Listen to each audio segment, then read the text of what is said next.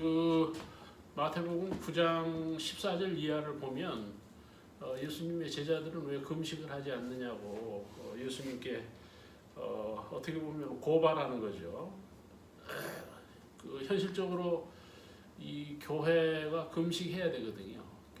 또 우리가 그 그리스도인들이 금식을 해야 되는데 요즘에 금식하지 못하는 그런 상황이 됐는데 실제적으로 금식을 해야 돼요. 왜 그런가 하면 우리가 지금 사는 세상이 말세인데 종말이라고 그러잖아요. 이 환경이라고 하는 게 이 무섭게 우리를 침해하고 또 우리를 억압하고 그러는 거거든요. 그러니까 영적으로나 믿음의 생활이 잘 되지 않는 이유가 그런 어떤 세속이 우리를 그 압박하는 거죠. 억압하는 거예요. 또 그 우리가 이 세상에 빨려 들어가잖아요. 근데 이거를 어떻게 하면 극복할 수 있느냐, 어떻게 하면 이 압박을 우리가 견딜 수 있느냐 하는 문제를 우리가 고민을 해야 되는데 바로 그게 경건입니다. 사람이 경건해야 돼요. 왜 그런가 하면 경건이 안 되면 절제가 안 돼서 실제적으로 영적 싸움이나 그 세속을 이긴다든지 현실을 우리가 이기면서 승리한다고 하는 것은 어떻게 보면은 절제거든요. 소유가 아니에요. 뭔가가 없어서가 아니고 우리가 절제할 줄을 모르기 때문에 문제가 되는 거예요. 절제가 안 되면 믿음이 깨지고 절제가 안 되면 우리 자아가 무너지게 돼 있어요. 이 세속 앞에 물질주의에 또 이런 뭐 미디어나 인터넷이나 이런 그 AI 이런 거에 우리가 감당이 안 되는 거죠. 그것들이 우리 아이들의 마음을 뭐 완전히 빼앗아 가잖아요. 아이들의 마음을 사람들의 마음을 훔쳐버리잖아요. 여러분 지하철이나 이런 그 공중 시설들을 보세요. 그거는 여행을 가도 여행을 안 해. 그 미디어에 빠져 있는 거예요.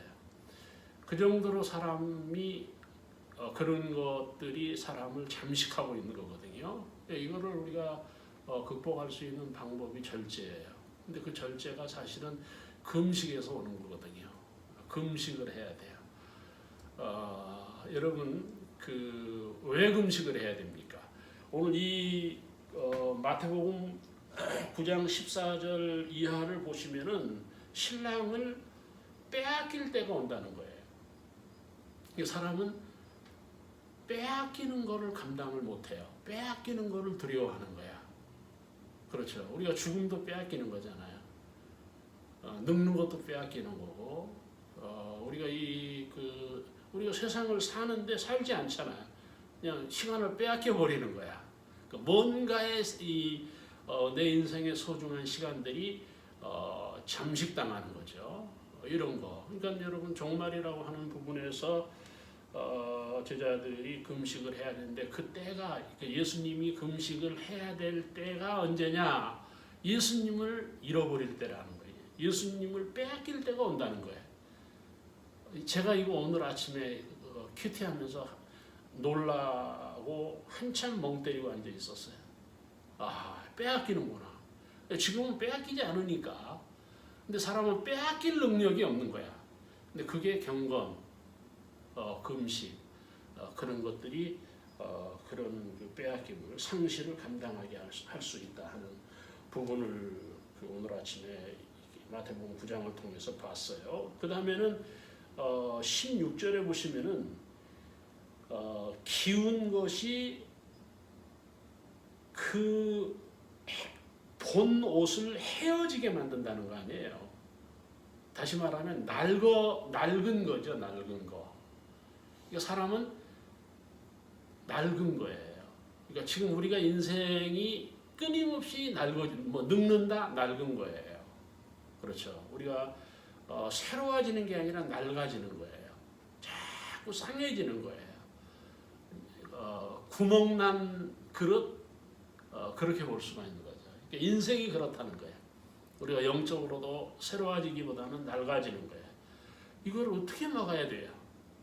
어떻게 해야 됩니까? 금식해야 돼요. 경건이 아니면 절제가 안 되면 안 되는 거예요.